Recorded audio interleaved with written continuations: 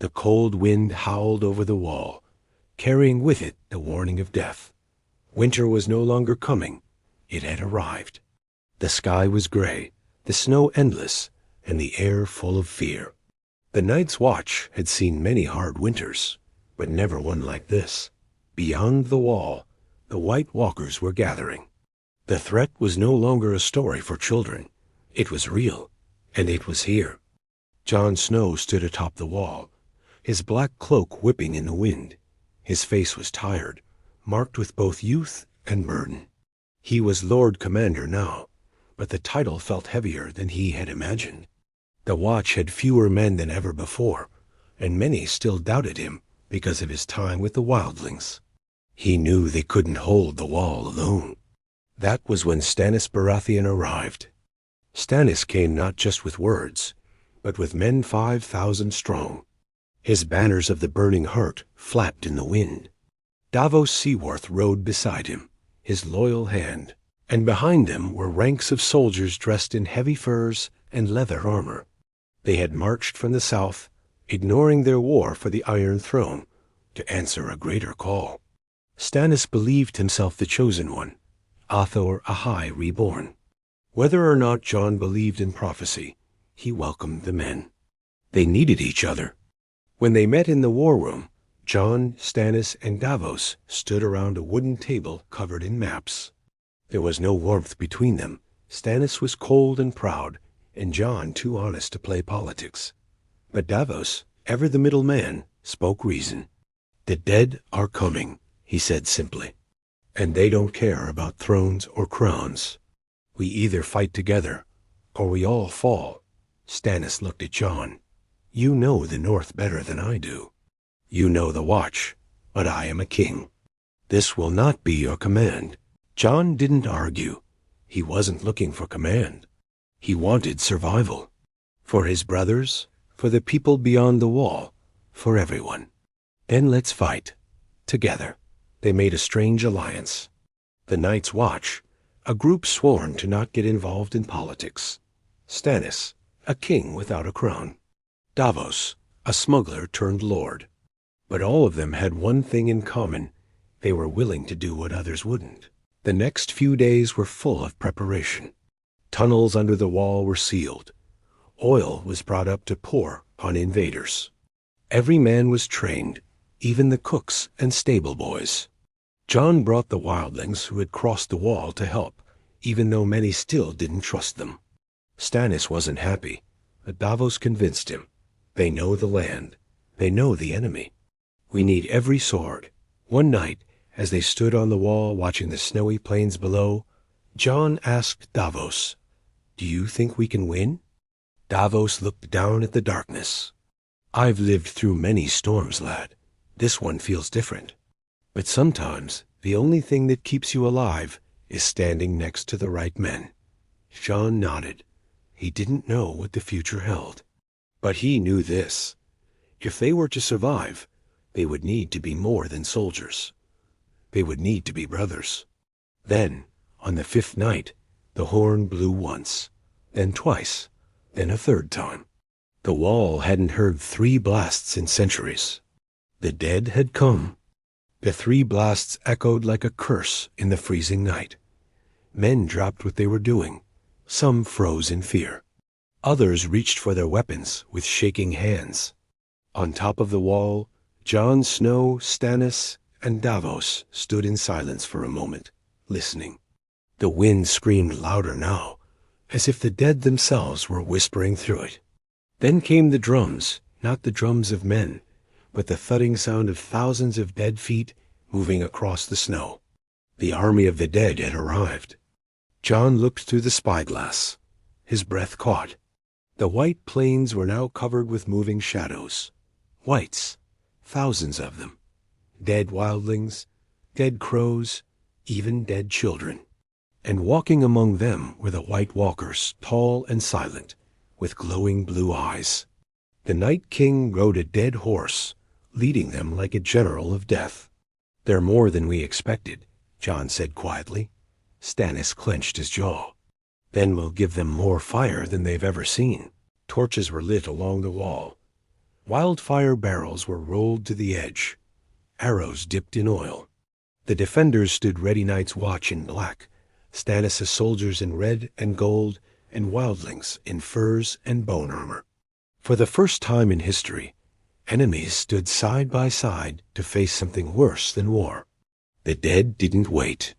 They rushed the wall like a wave, climbing over each other, their bones cracking, their bodies breaking, but never stopping.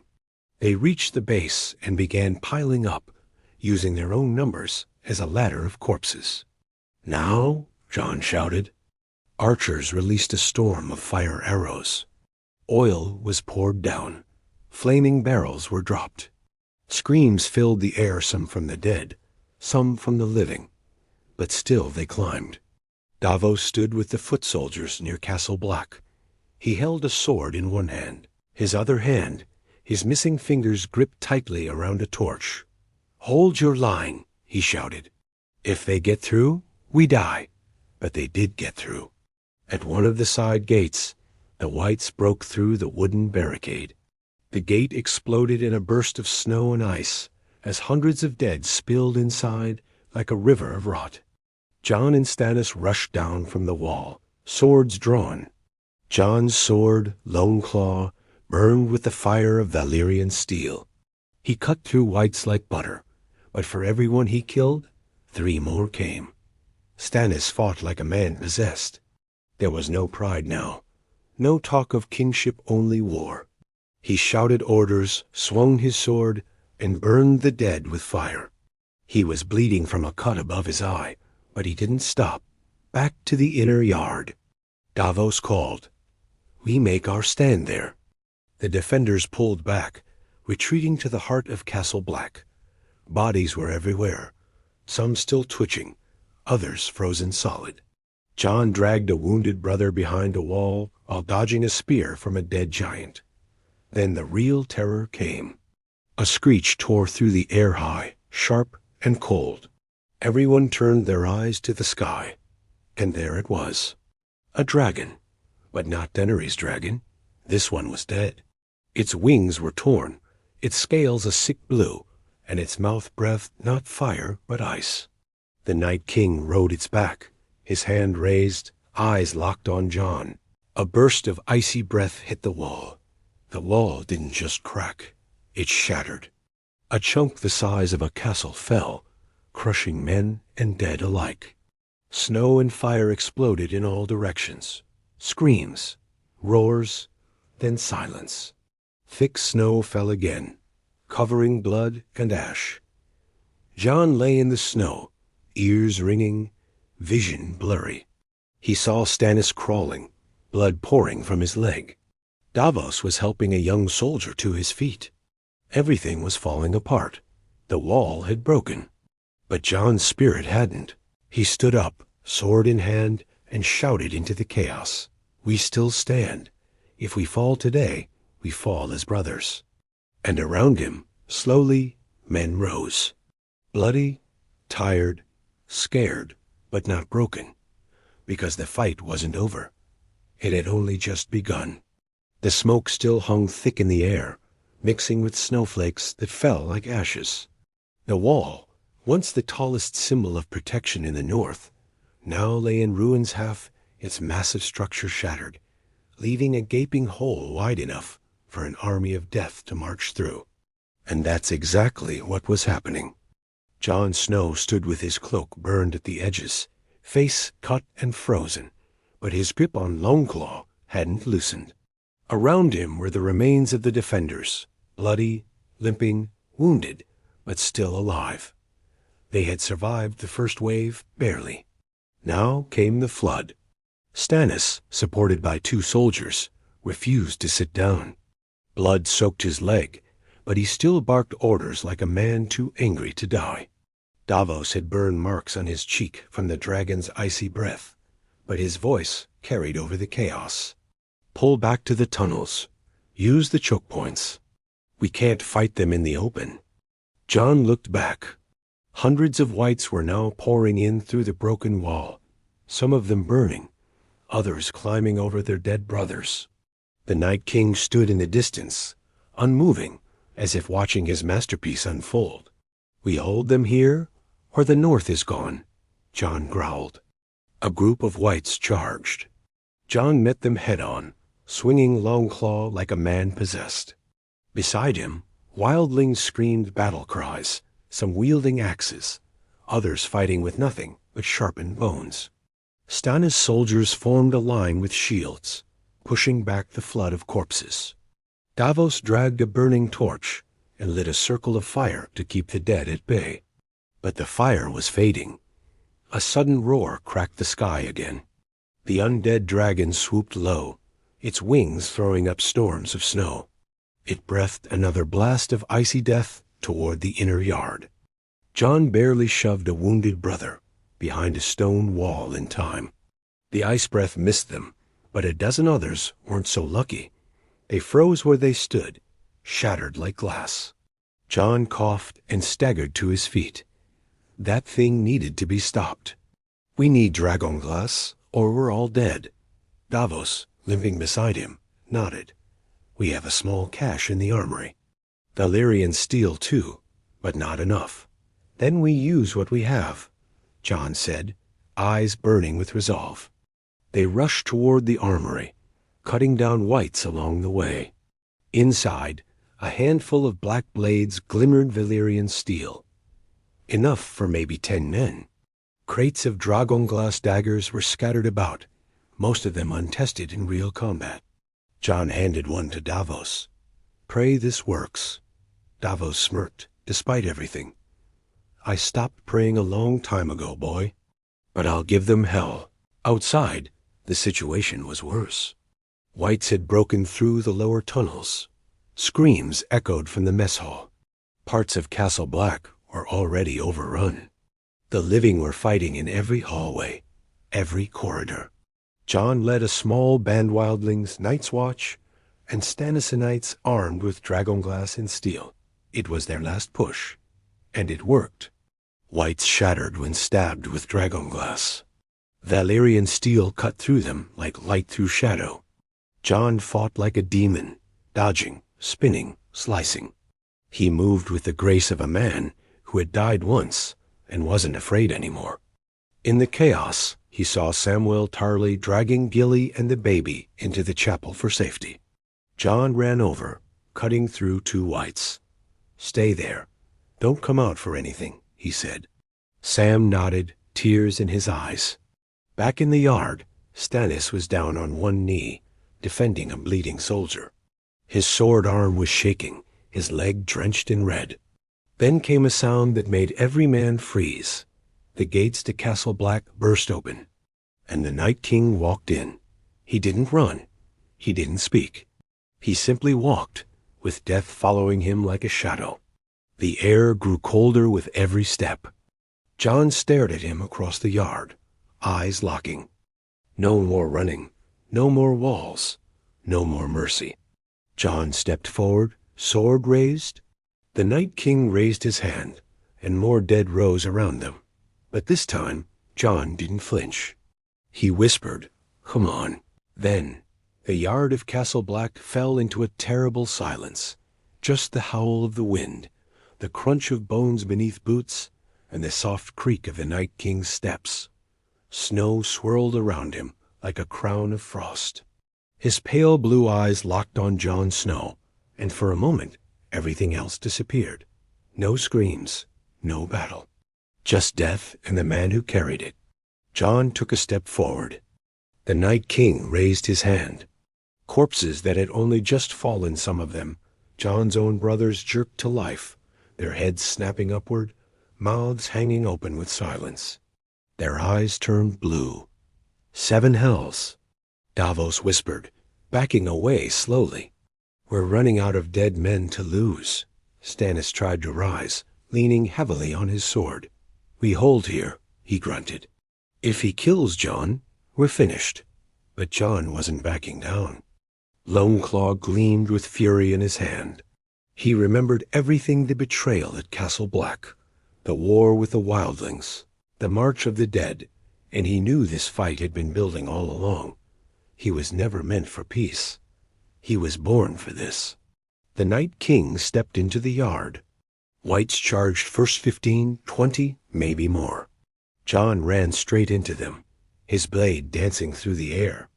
Dragonglass daggers flew from behind him, thrown by wildlings and Night's Watch brothers, but it wasn't enough. One of the whites, a dead giant, roared and charged.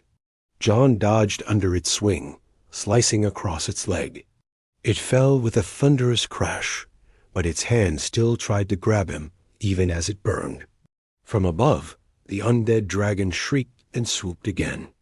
This time, its icy breath smashed into the mess hall, blasting it into ruin. Bodies went flying. The snow turned into a storm of ice shards. Men screamed. Some didn't get up. In the middle of the chaos, Jon reached the Night King. They circled each other in the burning yard. Jon held Loneclaw tight. The Night King pulled a sword from his back, cold, jagged, shining like moonlight on ice. Then he struck. Their blades clashed with a sound like thunder. Sparks flew. Jon pushed back hard, blocking each blow with pure force and speed. The Night King was fast, unnaturally fast, but Jon had learned from fighting both the living and the dead. The Night King slashed for Jon's neck. Jon ducked. He swung at Jon's side. Jon rolled, barely avoiding the icy blade. Then Jon struck back. A slice across the Night King's chest. A stab toward his heart. Loneclaw connected, and the Night King staggered for the first time. But he didn't fall. He looked at Jon with those empty eyes and smiled just slightly. Then he slammed Jon with a wave of freezing power. Jon was thrown backward like a rag doll, crashing into a wall. He gasped as pain shot through his ribs. Blood ran from his nose. His sword skidded across the ground, just out of reach. The Night King walked slowly toward him, dragging his blade behind him. Jon tried to crawl. He reached for Loneclaw. The Night King raised his sword. Then, whoosh!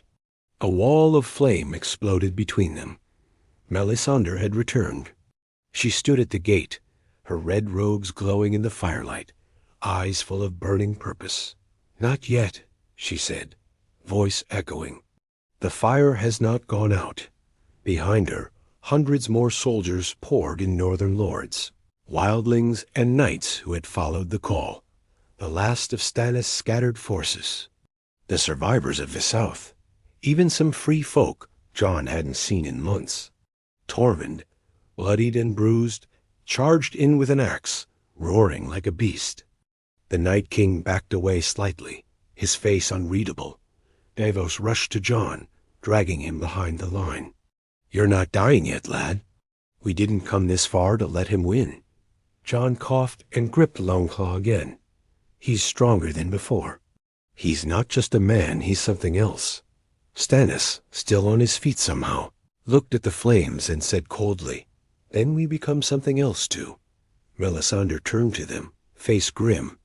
"There is only one way now. Light and death must meet." The battle wasn't over. It had only reached its final stage. The dead were still coming, but so were the living, and fire was not done burning. Flames danced high into the night sky as Melisandre stood in the middle of the yard, her hands raised, chanting in a tongue older than the wall itself. Her voice cut through the chaos like a knife. All around her, the defenders rallied. Fire lit their eyes. For a brief moment, hope flickered. Jon, still bleeding and bruised, leaned against Davos. "She bought us time," he said, catching his breath. "Let's make it count," Davos replied, pressing a dragonglass dagger into his hand. The Night King hadn't moved. He stood behind the fire, watching, calculating. His expression didn't change. He didn't feel anger. He didn't feel fear. But something was different now. Melisandre's fire had slowed his army. The dragons circled in the sky, but didn't swoop down again, as if waiting for his signal. Jon rejoined the line, his brothers forming around him, wildlings, Night's Watch, and northern lords. Tormund, face smeared with blood, grinned. He's not so tough. Just another ice bastard. Then let's kill the bastard, Jon said. Suddenly, the flames that separated them cracked. The Night King raised his hand again. But this time, nothing rose. No more corpses twitched. No fresh dead to call on. Melisandre had burned the ones close enough. The Night King looked at his hand, then lowered it. Jon noticed. He's running low. Stannis limped forward, supported by 2 soldiers, but his voice was still sharp. Then we strike now, before he finds more dead to raise. The plan was simple. A final charge. Jon would lead the vanguard with dragonglass and Valyrian steel. Melisandre's fire would clear the way. Davos would lead the second line to hold the gate, and Stannis, wounded but unyielding, would rally the rest at the main tower. They didn't wait. Jon roared and charged. Tormund, wildlings, and Night's Watch brothers stormed forward with him. Melisandre stepped aside, her fire parting like a path through death. The snow melted beneath their boots as they ran into the yard, toward the Night King and his remaining guard of White Walkers. The clash was brutal. Jon met the Night King's blade again, but this time he was ready. Longclaw sang through the air, every blow fueled by pain, rage, and desperation. Around him, men fought like they had nothing to lose, because they didn't. Tormund wrestled a White Walker to the ground, stabbing it in the eye with dragonglass. The creature shattered in an instant, bones scattering like ice cubes. Davos, bleeding from a wound on his side, led a group of archers to higher ground and rained fire arrows into the back ranks of the undead. Even Stannis, barely able to walk, climbed the main tower with 2 knights and lit the beacon atop Castle Black, sending a signal through the storm. They were still fighting. But the Night King wasn't done.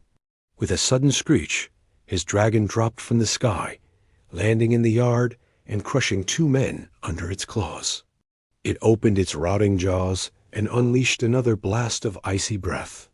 Jon dove behind a shield wall, the breath just missing him, but Tormund was hit in the leg, falling hard. A scream tore from his throat as the ice burned through muscle. Jon didn't hesitate.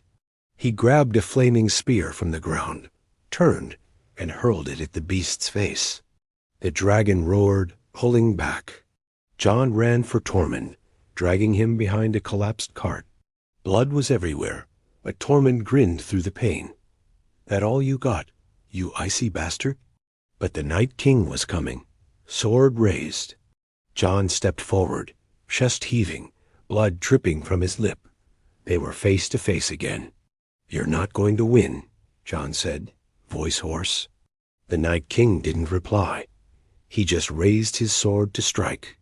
Then a flash of orange, a roar of flame. And from above, Ghost, Jon's direwolf, white as snow and burning with rage, leapt from the shadows and sank his teeth into the Night King's back. The Night King staggered, trying to shake him off. Jon seized the moment, ran forward, and drove Longclaw deep into the Night King's side. A scream not from the Night King, but from the dragon split the night. The beast shrieked, stumbled, and then, boom, the dragon collapsed. The Night King fell to one knee. He looked up at Jon. No words. Just cold. Jon raised Longclaw again, heart pounding. Was this it? Could he end it? The air was still, as if even the snow had paused to watch. Jon Snow stood above the kneeling Night King, Longclaw in both hands, heart thundering. The battlefield was silent, every eye, living and dead, fixed on this one moment. The Night King slowly looked up and smiled. Just a small, cold smile. Before Jon could strike, the Night King raised his hand again, not to raise the dead, but to call his blade. The icy sword shot up from the ground, right into his grasp. He parried Jon's blow in a blink. Clang! The force knocked Jon back. The fight wasn't over. The Night King rose, leading a strange black mist from the cut Jon had made earlier. He moved slower now, but still precise like death in armor. Jon attacked again, every swing of Longclaw ringing through the yard. Sparks lit up their duel. One blow, two, three. Jon ducked, twisted, stabbed. Nothing ended it. Around them, the living were still fighting for their lives. Ghost tore through Whites with fury, protecting Jon's flank. Tormund, despite his frozen leg, still threw a spear that split a White Walker's skull. Davos was cornered in the tower, fending off two Whites with only a torch. Melisandre watched it all, her hands glowing faintly now, lips whispering faster.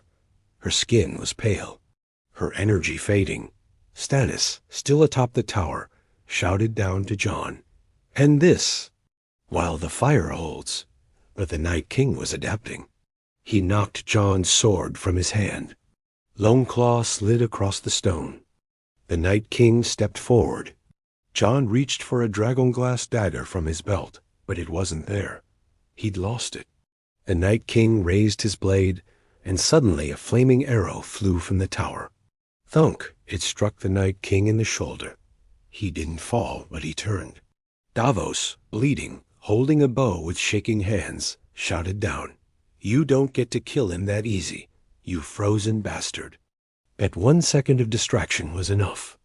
Ghost lunged again, grabbing the Night King's leg, dragging him back. Jon sprinted across the yard, diving for Longclaw. He grabbed the sword, rolled, and came up swinging. Slash! He cut across the Night King's back. The creature howled. Another slash, this time to the side. Then Jon yelled, voice full of every death, every pain, every loss. For the Watch. He drove Longclaw straight through the Night King's chest. The blade burned with light. The Night King froze. His eyes widened, not in fear, not in pain, but in realization. And then he shattered, like glass. His body exploded into ice and smoke, pieces flying in every direction. A wave of frost pulsed outward, knocking Jon back once again. And just like that, everything stopped. The dragon let out a groaning breath and collapsed, its body turning to dust. The Whites, thousands of them, fell, one by one, silently. Their blue eyes faded, their bodies crumbled. The battle ... was over. Jon lay on the ground, breathing hard, staring at the stars. He couldn't move. Around him, the survivors began to rise, shocked, confused. Tormund laughed a broken, wild laugh. Is it over? Melisandre, standing in the snow, finally let go of her breath. Her glow faded. She looked at Jon, eyes full of ancient sorrow, and smiled. It is done.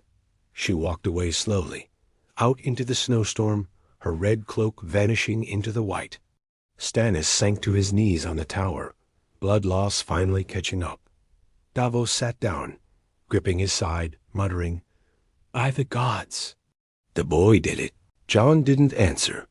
He just stared up, snow falling gently on his face. For the first time in years, the North was silent. No more screams, no more dead, just snow, and the weight of victory. The dawn was cold, pale, and quiet. Castle Black, what was left of it, stood beneath a broken sky. Smoke rose from the ruined towers. Blood had frozen into the stone. Bodies lay scattered across the yard, both friend and foe. But the dead were truly dead now. No more blue eyes. No more whispers of ice. Only silence and the aftermath. Jon Snow sat on the steps outside the shattered mess hall, Longclaw resting across his knees, its blade stained black with the Night King's ashes. He stared ahead, blank, as if still trapped in the battle. He had won, but he didn't feel like a hero. He just felt empty. Ghost limped over, muzzle red, fur burned in patches. He sat beside Jon and pressed his head into his shoulder. Jon didn't speak. He only rested a hand on his direwolf's neck and closed his eyes for a long moment. Inside the tower, Davos had wrapped his wound and was now sitting beside Stannis. The old king had lost a lot of blood. His face was pale, jaw clenched with pain, but he still spoke like a man who had never tasted defeat. "We held the wall," Stannis muttered, "and I still draw breath." "You do," Davos said softly. "But it's not your war anymore. It's his now." He looked out the window, down at Jon. Stannis followed his gaze. For a long moment, he didn't speak. Then, grudgingly, he said, "Perhaps the Lord of Light made the wrong king. Or perhaps I was only a sword to clear the path." Davos didn't argue. For once, he had no words. Elsewhere, wildlings tended to their wounded. Tormund had been carried to a bench, leg wrapped tightly in furs, but he still roared orders as if nothing had changed. "Get the fires going. Feed the living. Burn the rest." Gilly came out of the chapel, baby in her arms. Sam followed her, sword dragging behind him like a child's toy. When he saw Jon, he ran forward and hugged him. "You did it," Sam whispered, voice cracking. "You really did it." Jon didn't answer. He looked around. "How many did we lose?" He asked. "Too many," Sam said, eyes filling. "But it could have been everyone." They stood there a while, both of them too tired to grieve, too stunned to celebrate. Later that day, they burned the dead. Thousands of bodies in a single fire, the largest pyre the wall had ever seen. Men watched in silence. No songs, no speeches, just fire. Melisandre never returned. Some said she walked out into the snow and let the Lord of Light take her. Others believed she'd done her duty and vanished into legend. At sunset, Jon met with the survivors in the war room, Stannis. Davos, Tormund, a few lords from the north who had finally come. "There's nothing left to fight," one of them said. "The dead are gone. The wall is broken. Winter is here." Stannis turned to Jon. "What will you do now?" Jon looked around the ruined room, at the maps, at the empty chairs, at the fire slowly dying in the hearth. "I'm not going back to Winterfell," he said, "and I don't care about thrones or crowns." "Then what?" Davos asked. Jon's eyes were hard now. "I'll rebuild the Watch, not for the kingdoms, not for politics, for the people." The wall wasn't just a wall. It was the line between chaos and life. And if we leave it unguarded, something worse will rise again. Maybe not today, maybe not for 100 years, but it will. Stannis gave a slow nod. "Then let it be yours." "I won't stand in your way?" Jon didn't smile, but something in his face settled. Later that night, alone at the top of what remained of the wall, Jon stood looking out into the white horizon. Ghost sat beside him. The wind cut through his cloak, but he didn't move. He remembered Ygritte's voice. "You know nothing, Jon Snow." He remembered Sam's fear, Tormund's laugh, Stannis' fury, Davos' loyalty. He remembered the dead rising, the cold eyes, the sound of bones, and he remembered the fire. It would never leave him. But for now, there was peace, just snow falling, and a man watching, a man who had held the line and would do it again, if he had to.